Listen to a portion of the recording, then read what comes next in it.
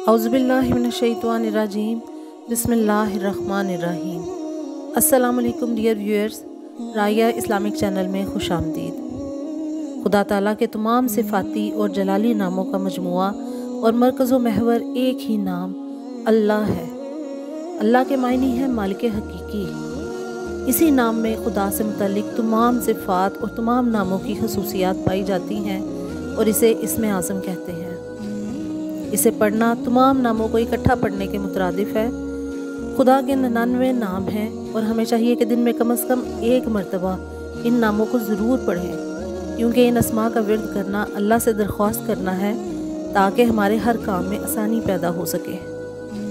नाज़रीन कराम, याद रखें कि सिर्फ़ अल्लाह की ज़ात ही वो वाहिद हस्ती है जो अपनी रहमतों, अनायतों और बख्शिशों का बदला तलब किए बगैर, आला और अदना की तफरीक किए बगैर तमाम इंसानों को अपनी बेशुमार नेमतों से नवाजती है। अल्लाह फरमाता है कि ए मेरे बंदे, अगर तू इस ज़मीन और आसमान को अपने गुनाहों से भर दे और अगरचे तेरे गुनाह समंदर की झाग की तरह हों और फिर तू मेरे आगे गिड़गिड़ा कर अपने गुनाहों की माफ़ी मांगे, तो याद रख कि रब की रहमत तेरे गुनाहों से कहीं बढ़कर है। सुबहान अल्लाह। डियर व्यूअर्स, इसमें आज़म या अल्लाह का विर्द करने के फ़ज़ाइल क्या क्या हैं आपको बताती चलूँ।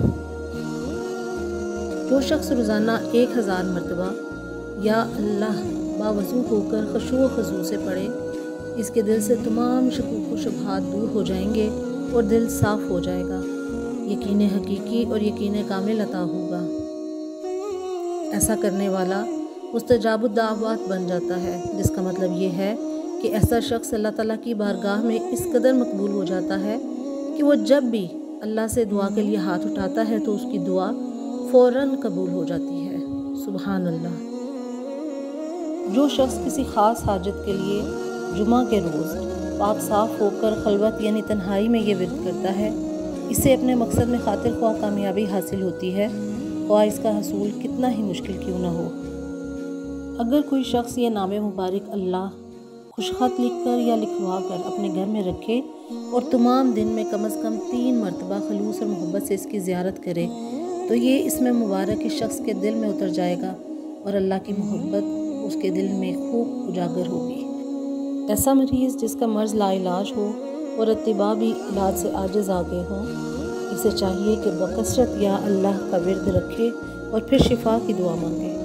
इंशाअल्लाह ताला शिफा नसीब होगी, बजुज़ ये कि मौत का वक्त ना आ गया हो। 66 मरतबा या अल्लाह लिख कर दो कर मरीज़ को पिलाने से अल्लाह ताला शिफा अता करता है, ख्वाह मरीज़ असेब ज़दा ही क्यों ना हो।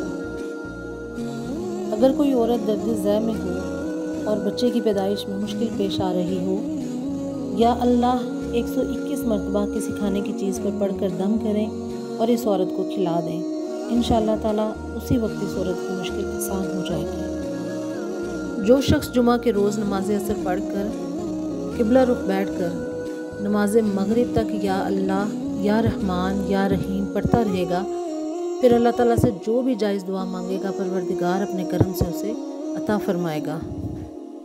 अगर किसी को सीने, पसली, कमर या सर में शदीद दर्द रहता हो, तो कोई दूसरा शख्स बावजू होकर दर्द की जगह पर 7 मरतबा या अल्लाह उंगली से बिला स्याही लिखे और दिन में तकरीबन 7 बार ये अमल करे, दर्द जाता रहेगा इंशाअल्लाह।